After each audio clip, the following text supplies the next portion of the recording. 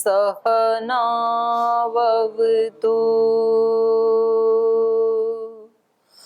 सहनौ भुनक्तु सह वीर्यं करवावहै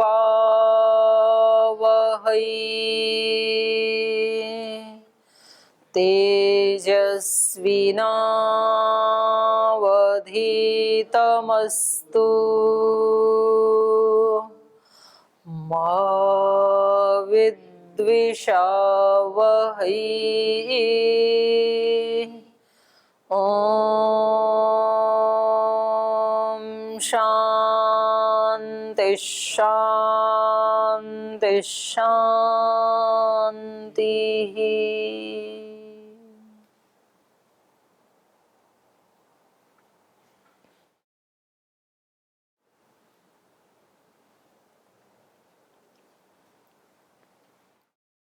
सांख्य दर्शन का 5वां अध्याय पढ़ रहे हैं हम, और इसमें सृष्टि रचना के बारे में विचार किया जा रहा है। इसका जो पहला सूत्र था कि भाई हम मंगलाचरण क्यों करते हैं, तो इसका उत्तर क्या दिया था? एक तो शिष्टों का आचरण है ये, मतलब ये था ना कि भाई जैसा कर्म करेंगे वैसा फल मिलेगा, तो उसमें मंगलाचरण क्यों करना, तो इसलिए करना चाहिए। एक तो ये शिष्ट व्यवहार है। तो कुछ काम ऐसे होते हैं ना कि वो शिष्टता के लिए किए जाते हैं, उनके पीछे साइंटिफिक रीजन भी होते हैं, और ये अपने आप में ही बहुत बड़ा रीजन है। व्यक्ति को व्यवहार कैसा करना चाहिए? शिष्टता का ही करना चाहिए। तो शिष्टाचारात, दूसरा फलदर्शनात्, दूसरा ये है कि ये मंगलाचरण आदि करते हैं, इसका फल देखा जाता है। और तीसरा क्या था? श्रुतितः, वेद भी इसका प्रमाण है कि वहां पर अनेक ऐसे सूक्त हैं कि जिनमें भगवान का गुणगान किया गया है, तो ये हेतु दिए थे। तो वहां से श्रुति को उठा करके इन्होंने फिर एक प्रसंग चलाया कि ईश्वर की इसमें क्या आवश्यकता है, ईश्वर को मानने की। तो ये बात चली कि भाई ईश्वर को तो मानना ही पड़ेगा, क्योंकि वो तो इस सारी सृष्टि का सृष्टा है।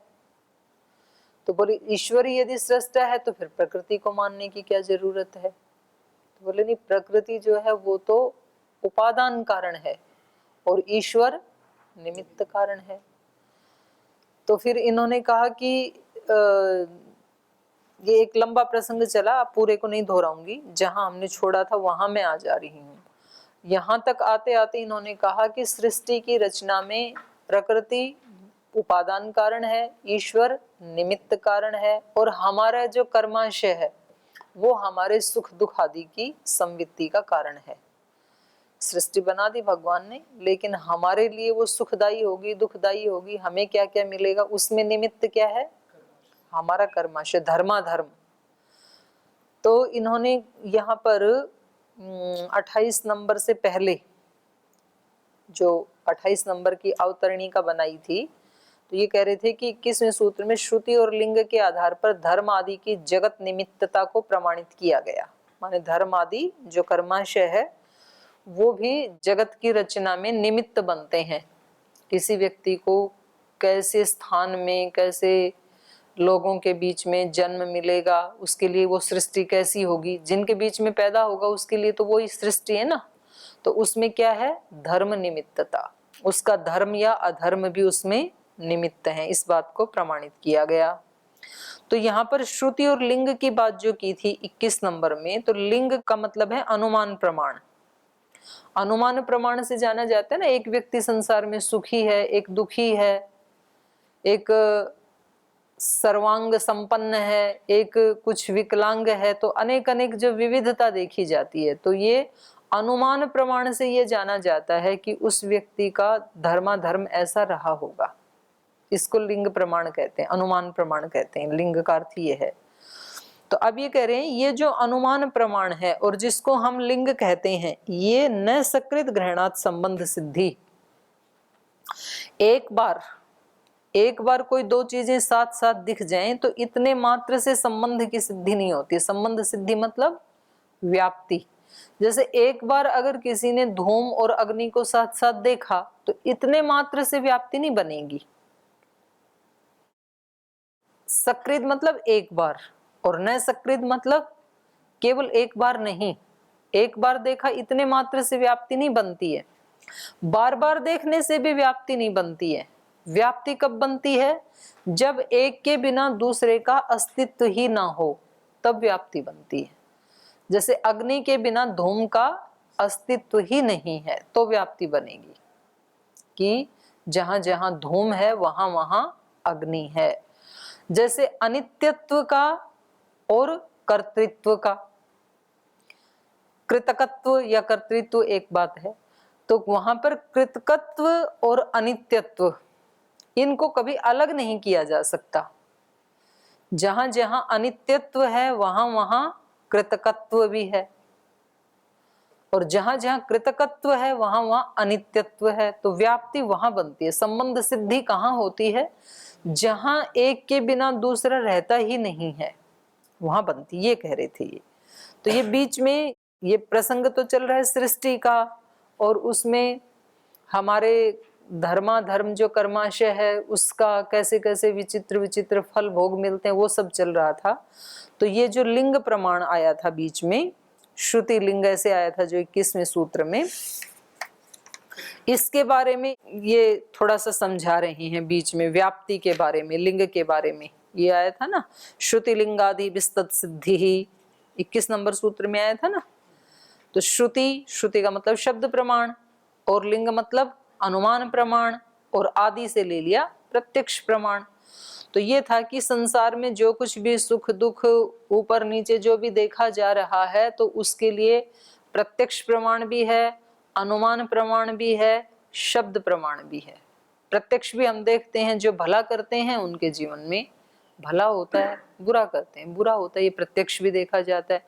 अनुमान प्रमाण से भी पता लगता है कि भाई इन्होंने ऐसा किया है, इनको ये मिल रहा है, तो इन्होंने जरूर, जैसे कोई व्यक्ति परीक्षा में प्रथम स्थान पे आ रहा है तो अनुमान प्रमाण से पता लग रहा है कि उसने पढ़ाई की होगी। और तीसरा श्रुति, शब्द प्रमाण से भी यही पता लग रहा है हमें। तो यहाँ अनुमान वाले को ये थोड़ा सा आगे बढ़ा रहे हैं। व्याप्ति क्या होती है वो हम पढ़ रहे थे। तो इन्होंने 29 नंबर सूत्र में बताया था, नियत धर्म साहित्यम उभयो एक तरस्य वा व्याप्ति। व्याप्ति किसको कहते हैं? नियत धर्म साहित्यम, नियत धर्म से सहित जो होती है। नियत धर्म माने एक के बिना दूसरा ना रहे, उनका नियत है ये कि जहां जहां धुआं होगा वहां अग्नि जरूर होगी, ये नियत है। जहां जहां अनित्यत्व होगा वहां वहां उत्पत्ति धर्म या कृतक धर्म जरूर होगा, ये नियत है। तो नियत धर्म साहित्यम उभयो एक तरस्य वा, या तो दोनों ऐसे होंगे या उनमें से एक होगा। जैसे अग्नि और धूम में से एक धूम ऐसा है जो अग्नि के बिना नहीं रह सकता है, अग्नि तो रह सकती है। और यहाँ पर अनित्यत्व और कृतकत्व में दोनों ऐसे हैं जो दोनों एक दूसरे के बिना नहीं रहते हैं। तो कहीं एक कहीं दो जो धर्म हैं जो एक के बिना नहीं रह सकते हैं, उसको व्याप्ति कहते हैं। फिर आगे कहा न तत्वांतरम वस्तु कल्पना प्रसक्ते। इन्होंने कहा था कि ये जो व्याप्ति है ना, ये न तत्वांतरम, ये कोई नया तत्व नहीं है। मतलब अग्नि, धूम और व्याप्ति, तीन तत्व नहीं है वहां पर, दो ही तत्व हैं। अग्नि है, धूम है, धूम को ही व्याप्ति कह देते हैं। तो कह रहे हैं न तत्वांतरम, कोई तत्वांतर नहीं है, कोई तीसरी चीज नहीं है वहां पर, बल्कि वस्तु कल्पना प्रसक्ते, व्यर्थ की वस्तु की कल्पना की प्रसक्ति होने से। अगर आप तीन मानोगे ना तो कोई व्यर्थ की तीसरी वस्तु व्यक्ति के ध्यान में आने लगेगी। दो को तो हम जानते हैं, धूम को भी जानते हैं, अग्नि को भी जानते हैं। अब कहा इनकी व्याप्ति, तो व्यक्ति के दिमाग में आता है कि कोई तीसरी भी चीज है। तो कह रहे हैं ये व्याप्ति जो है ये कोई अतिरिक्त तत्व नहीं होता है। तो किन्हीं दो पदार्थों का या दो धर्मों का जो नियत साहचर्य है उनसे कोई अतिरिक्त तत्व नहीं है। तो बोले क्या है फिर? तो वो 31 नंबर सूत्र में इन्होंने बताया था, निज शक्ति उद्भवम इति आचार्या। इन्होंने कहा था अपनी ही शक्ति का जो उद्भव है, जैसे अग्नि एक पदार्थ है, उस अग्नि का जो निज शक्ति है उसका उद्भव ये ही व्याप्ति है। धूम जो है वो उसकी अपनी शक्ति ही है और उस धूम को ही व्याप्ति कहते हैं, ये इनका कहना था। तो इन्होंने इस सूत्र में हमें बताया था कि यहाँ पर निज शक्ति उद्भवम, अपने स्वाभाविक शक्ति का प्रकट होना, पदार्थों की अपनी जो स्वाभाविक शक्ति है अग्नि आदि की, या उसके जो अपने स्वाभाविक धर्म हैं और उनका जो स्वाभाविक साहचर्य है, उसी को ही व्याप्ति कहते हैं। ये कोई तत्वांतर नहीं है। पदार्थ या धर्मों की, किसी पदार्थ की या किसी धर्म की निज सहज शक्ति की अभिव्यक्ति उन वस्तुओं का या उन धर्मों का साहचर्य है। किसी वस्तु या धर्म में यह सहज स्वाभाविक सामर्थ्य रहता है कि वह किसी का कारण या किसी का कार्य हो। जैसे धूम में स्वाभाविक ही ये शक्ति है कि वो अग्नि का कार्य है, और अग्नि में स्वाभाविक ही ये शक्ति है कि वो धूम का कारण है। ठीक है, तो ये कह रहे हैं कि उसमें स्वाभाविक सहज ही कोई ऐसी शक्ति होती है कि वो किसी का कारण या कार्य हो, या किसी का प्रयोजक हो, या किसी का प्रयोज्य हो। तो ये चीज बनाने से नहीं बनती है, ये उसका अपना स्वभाव है। किसी ने बनाया नहीं कि अग्नि कारण है और धूम कार्य होगा, या धूम कार्य है अग्नि उसका कारण है, ये किसी ने नहीं बनाया, ये उसकी अपनी सहज शक्ति है। अब बीज कारण है और वृक्ष या अंकुर उसका कार्य है, तो ये किसी मनुष्य ने थोड़ी बनाया है, तो ये उसका अपना सहज नियत धर्म है। ये उसके मनुष्य और मनुष्यत्व, तो ये किसी ने बनाया थोड़ी, ये मनुष्य का अपना सहज धर्म है, मनुष्यता। ठीक है, तो यही कह रहे हैं कि यह चीज बनाने से नहीं बनती, ये वस्तुओं का अपना स्वभाव है, और यही वस्तुओं के साहचर्य के नाम से कहा जाता है। इसको क्या कहा जाएगा? वस्तुओं का साहचर्य। वस्तुओं का साहचर्य मतलब जैसे कोई सच्चा आदमी है, सत्य बोलने वाला, तो सत्यता उसका साहचर्य है, स्वाभाविक उसके साथ ही रहेगा। कोई व्यक्ति सचरित्र है तो सचरित्रता उसका स्वाभाविक गुण है, उसके साथ ही रहेगा, उसको कभी हटाया नहीं जा सकता उस व्यक्ति से। तो ऐसे वस्तुओं का अपना एक सहज धर्म होता है, एक साहचर्य होता है। यही वस्तुओं के साहचर्य के नाम से कहा जाता है, क्योंकि कोई कार्य या प्रयोज्य अपने कारण या प्रयोजक की उपेक्षा करके अपने अस्तित्व का लाभ नहीं कर सकता। जैसे धूम जो है वो अग्नि की उपेक्षा करके अपना आत्मलाभ नहीं कर सकता। धूम रह ही नहीं सकता अग्नि की उपेक्षा करे तो, अग्नि के बिना उसका अस्तित्व ही नहीं है। तो आगे तो ये इसका बस विस्तार है, सूत्र का अर्थ तो इतना ही है कि ये एक जो वस्तुओं का अपना ही स्वभाव होता है, उनमें क्या होता है, कारण और कार्य में एकत्व होता है, जिसको स्वामी जी बोलते हैं 3 शब्द, एकत्व, सह अस्तित्व, सामंजस्य। सामंजस्य को विश्व बंधुत्व आदि कह देते हैं। तो ये 3 चीजें स्वाभाविक ही हैं मनुष्यों में, उसको हम हटाने की कोशिश करते हैं तब हम आफत में पड़ जाते हैं। और उसी का निर्देश वेद ने किया, संगच्छध्वम संवदध्वम आदि जो संगठन सूक्त है ना, तो मनुष्य में क्या है, एकत्व है, सह अस्तित्व है और सामंजस्य है, हार्मनी है। ये उनका अपना स्वाभाविक गुण है, उसी से ही वो स्वाभाविक रहता है, उसको हटा देता है तो नहीं रहता है स्वाभाविक। तो बात यहाँ पर व्याप्ति की चल रही है कि ये व्याप्ति जो है ये कोई तीसरा तत्व नहीं है। व्याप्ति आपने बहुत सुनी है ना, तो व्याप्ति एक अलग तत्व है, यह उन्हीं का ही, उन 2 में से ही किसी एक का अपना सहज स्वाभाविक धर्म है। ये बात कह रहे हैं, ये प्रसंग से आ गई है। तो अब इसके लिए पंचशिखाचार्य कह रहे हैं, आधे शक्ति योग इति पंचशिखः। पंचशिखाचार्य कह रहे हैं कि ये जो जिसको आप व्याप्ति कह रहे हैं ना, ये क्या है, आधे शक्ति योग। एक होता है आधार, एक होता है आधेय। जैसे अग्नि और धूम में कौन आधार है और कौन आधेय है? अग्नि आधार है, धूम उसका आधेय है, जो आधार के ऊपर रहता है, आधार के अंदर रहता है उसको, और इसी को व्याप्ति कहते हैं। ठीक है। आधेय शक्ति योग, आधेय शक्ति व्याप्ति है, ऐसा पंचशिख आचार्य कहते हैं। पहले विचार का सार यह है, जैसे धूम अग्नि का अनुमापक है, धूम को देखेंगे तो अग्नि का पता चल जाएगा, और धूम का साइज देख के अग्नि के साइज का भी अनुमान हो जाता है।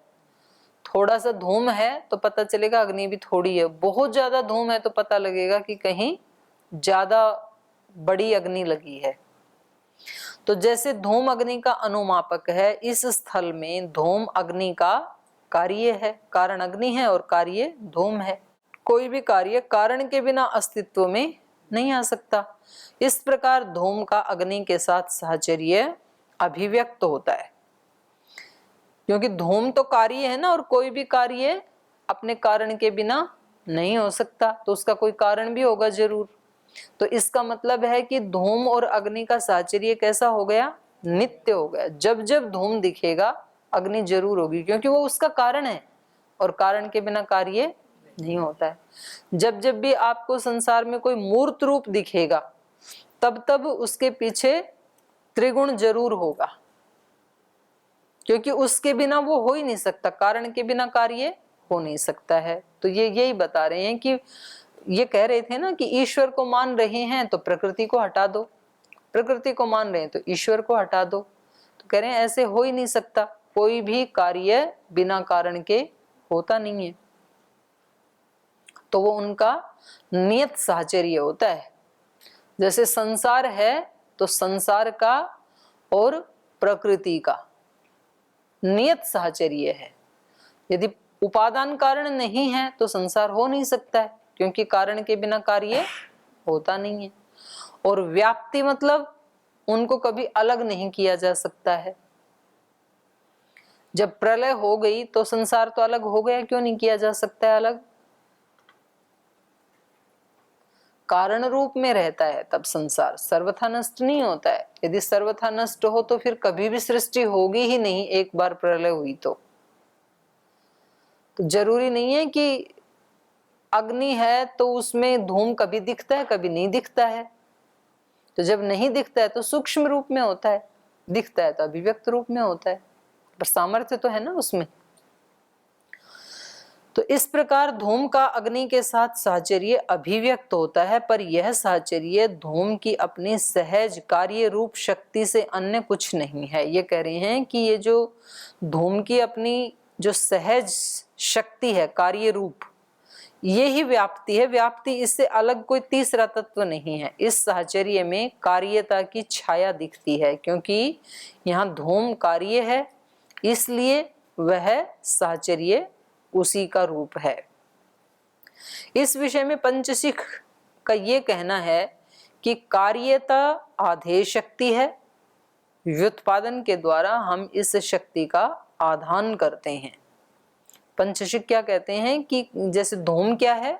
आधेय शक्ति है, कार्यता है, और इसको व्युत्पादन के द्वारा हम इस शक्ति का इसमें आधान करते हैं। जब तक किसी को ये बोध न कराया जाए तब तक उसमें अर्थात धूम में अग्नि की अनुमापकता नहीं आ पाती। ये कह रहे हैं कि ये जो शक्ति है आधेय शक्ति या व्याप्ति, ये सहज तो है, लेकिन इसके लिए किसी को एक बार बताना पड़ता है। पहले किसी बच्चे को बताया जाएगा ना कि धूम है, तो जब जब ये धूम होती है तब तब अग्नि होती है, और ऐसा वो 10-20 बार देख लेगा तब उसको पता लगेगा। अगर किसी ने भी उसको नहीं बताया तब उसको पता नहीं लगेगा कि इसका कारण क्या है। धूम को वो देखेगा पर उसको ये नहीं पता लगेगा कि ये अग्नि से ही निकलती है, ये नहीं पता लगेगा। तो ये कह रहे हैं अग्नि की अनुमापकता नहीं आ पाती, अन्यथा अव्युत्पन्न व्यक्ति भी अनुमान कर ले, पर ऐसा नहीं होता। जब तक किसी को ये बोध न कराया जाए तब तक उसमें मतलब धूम में अग्नि की अनुमापकता नहीं आ पाती, अन्यथा अव्युत्पन्न व्यक्ति भी अनुमान कर ले, पर ऐसा नहीं होता है। अव्युत्पन्न व्यक्ति मतलब जो अभी बड़ा नहीं हुआ है, छोटा बच्चा है और उसको किसी ने बताया नहीं, तो वो भी तो अनुमान कर सकते हैं ना, पर वो नहीं कर पाएगा। जैसे हमारे को ये शास्त्र पढ़ा दिए तो हमें पता चल गया कि इस जगत का उपादान कारण मूल प्रकृति है, निमित्त कारण ईश्वर है, पर किसी को नहीं बताया किसी ने, तब वो अनुमान भी नहीं कर पाएगा।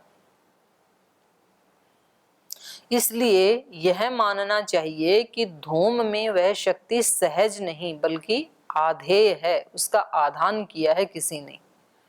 कौन सी शक्ति? व्याप्ति शक्ति। धूम में जो व्याप्ति शक्ति है वो सहज नहीं है बल्कि वो आधेय है। वो उसके बारे में किसी को बताना पड़ेगा कि जहां जहां धूम है वहां वहां अग्नि होती है जरूर। तो कह रहे हैं उद्बोधन के द्वारा उपस्थापित कराई जाती है। वो जो शक्ति है आधेय शक्ति, वो किसी के उद्बोधन के द्वारा उपस्थित कराई जाती है और उसी को संकेत भी कहते हैं। तो सुना है ना हमने शब्द संकेत से, तो उसी को संकेत कहते हैं। तो अगले 3 सूत्रों से इसी का उपादन किया गया है। पहला सूत्र कह रहा है न स्वरूप शक्तिर नियमः पुनर्वाद प्रसक्ते है। ये कह रहे हैं स्वरूप शक्ति का कोई नियम नहीं है। स्वरूपात्मक शक्ति जो है वो स्वरूपात्मक शक्ति ही नियम है, न पुनर्वाद प्रसक्ते, पुनरुक्ति के प्रसंग से। नियम का अर्थ है यहाँ पर व्याप्ति। वो जो स्वरूप शक्ति है वही व्याप्ति है, अर्थात वह्नि में धूम की व्याप्ति ये धूम का स्वरूप ही है, ऐसा नहीं कहना चाहिए, क्योंकि इससे पुनर्वाद अर्थात पुनरुक्ति की प्रसक्ति हो जाएगी। इन्होंने क्या कहा कि व्याप्ति कोई तीसरा तत्व नहीं है, कोई तत्वांतर नहीं है, बल्कि वो जो एक तो हो गई आधार शक्ति अग्नि, एक हो गई आधेय शक्ति धूम, और उस आधेय शक्ति की ही अभिव्यक्ति को हम सहज शक्ति, उसको हम व्याप्ति कह देते हैं। तो बोले अगर धूम को ही आप व्याप्ति कहोगे तो ये पुनरुक्ति नहीं हो जाएगी, क्योंकि हम बोलते क्या हैं अग्नि और धूम की व्याप्ति। तो अर्थ क्या हो जाएगा? अग्नि और व्याप्ति की व्याप्ति, क्योंकि धूम का मतलब भी तो व्याप्ति कहा ना इन्होंने, तो कह रहे हैं फिर तो पुनरुक्ति हो जाएगी। अगर तत्वांतर नहीं मानोगे, धूम से अतिरिक्त कोई वस्तु नहीं मानोगे व्याप्ति को, तो क्या हो जाएगा? फिर पुनर्वाद हो जाएगा। धूम को भी व्याप्ति और व्याप्ति की फिर व्याप्ति, ऐसे अर्थ हो जाएगा। न स्वरूप शक्तिर नियमः पुनर्वाद प्रसक्ते। वो जो स्वरूप शक्ति है जिसको हम आधेय शक्ति कह रहे थे, जिसको हम धूम कह रहे थे, वो स्वरूप शक्ति ही नियमः न, वो व्याप्ति नहीं है। न स्वरूप शक्तिर नियमः, नियम का अर्थ है यहाँ पर व्याप्ति। वो जो धूम के स्वरूप शक्ति है वही व्याप्ति नहीं है। न नियमः स्वरूप शक्ति, नियम मतलब व्याप्ति। व्याप्ति सहज शक्ति नहीं है। अगर वो ही स्वरूप शक्ति है उसकी धूम की, तो पुनर्वाद प्रसक्ते है, तो डबल डबल कहना पड़ेगा उसी को ही। सूत्र में नियम पद का अर्थ व्याप्ति है, स्वरूप शक्ति ही व्याप्ति है, अर्थात वह्नि में धूम की व्याप्ति धूम का स्वरूप ही है, ऐसा नहीं कहना चाहिए, क्योंकि इससे पुनर्वाद पुनरुक्ति की प्रसक्ति हो जाएगी। व्याप्ति को धूम का स्वरूप मानने पर दोनों का एक ही अर्थ होगा। तब क्या कहेंगे? अग्नि में धूम की व्याप्ति है, तो इसका अर्थ क्या हो जाएगा? धूम की व्याप्ति मतलब ये पुनरुक्ति हो गई ना, क्योंकि जो धूम है वही तो व्याप्ति है। समझ में आ रहा है ना? तो इससे फल भी क्या सिद्ध होगा? दोनों के एक ही होने से क्या कहेंगे? धूम की व्याप्ति मतलब धूम का धूम, या व्याप्ति की व्याप्ति, या धूम की व्याप्ति, तो ये सब एक ही तो बात है ना। तो इससे कोई अर्थ सिद्ध नहीं होगा, ये केवल अनर्थक प्रलाप जैसे लगता है फिर, अगर कोई नहीं है तो। और कह रहे हैं विशेषणानर्थक्य प्रसक्ते है। विशेषण रूप में अनर्थक कहें कि एक विशेषण है और एक विशेष्य है, तो कह रहे हैं तब भी अनर्थक है, क्योंकि व्याप्ति की व्याप्ति ये तो कोई विशेषण नहीं बना, धूम का धूम ये भी कोई विशेषण नहीं बना। जब धूम ही व्याप्ति का स्वरूप है तो उसके साथ विशेषण रूप में इसका कथन करना अनर्थक होगा। हम बोलते हैं ना अग्नि और धूम की व्याप्ति, तो बोले विशेषण भी नहीं लगा सकते, क्योंकि विशेषण भी कम से कम उस अर्थ से कुछ एडिशनल होता है। जब हम कहते हैं काला घोड़ा, तो कालापन घोड़े से कुछ ज्यादा है ना। अब यहाँ तो धूम का अर्थ यदि व्याप्ति है तो ये इसका विशेषण भी नहीं बन सकता है। फिर जब धूम ही व्याप्ति का स्वरूप है तो उसके साथ विशेषण रूप में इसका कथन करना भी अनर्थक होगा। कहा जाता है धूमोह वह्नि व्याप्य। तो यहाँ धूम को व्याप्य अर्थात व्याप्ति विशिष्ट कहा गया है। यदि व्याप्ति धूम का ही रूप है तो व्याप्ति को धूम का विशेषण कहना फिर अनर्थक होगा। और तीसरे सूत्र से अन्य दो दोष उपस्थित होते हैं, तो ये फिर कल पढ़ेंगे। तो ये प्रसंगवश इन्होंने, ये प्रकरण तो चल रहा है सृष्टि रचना का, तो इसमें एक जो इन्होंने कहा था कि भाई ये जो कर्माशय हैं ये भी इस सृष्टि में निमित्त बनते हैं हम आत्माओं की, और इन कर्माशयों का कैसे पता लगा, किसके पाप थे पुण्य थे क्या थे, ये कैसे पता लगा। तो बोले ये प्रत्यक्ष से भी पता लगता है, ये अनुमान से भी पता लगता है और श्रुति से भी पता लगता है। तो अनुमान प्रमाण को थोड़ा सा इन्होंने बीच में अच्छे से समझाने की कोशिश की है कि हमें व्याप्ति ठीक से समझ में आ जाए, तब तो हमारा अनुमान प्रमाण सत्य अर्थों को अभिव्यक्त करेगा हमारे सामने। और यदि व्याप्ति हमें समझ में नहीं आई तो अनुमान फिर एक अंदाजा जैसे हो जाएगा। अनुमान यहाँ अंदाजा नहीं है कहा जा रहा है, जैसे लोक में तो अनुमान का अर्थ क्या होता है, एक अंदाजा, कभी वो ठीक होता है कभी नहीं होता है, पर शास्त्र में अनुमान का मतलब है बिल्कुल ठीक। तो कह रहे हैं कि प्रत्यक्ष तो प्रत्यक्ष दिखता ही है, और जो शब्द में कहा शब्द प्रमाण में वो भी हमें प्रत्यक्ष पढ़ ही रहे हैं हम, लेकिन अनुमान से जो हम जानते हैं तो उसकी हमें व्याप्ति ठीक से समझ में आनी चाहिए, तो ही हम ठीक ठीक अर्थों को जान सकते हैं, वरना तो हम भ्रमित भी हो सकते हैं।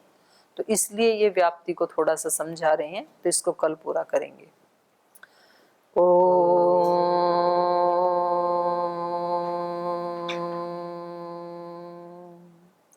शांति शांति शांति। श्री गुरुभ्यो नमः।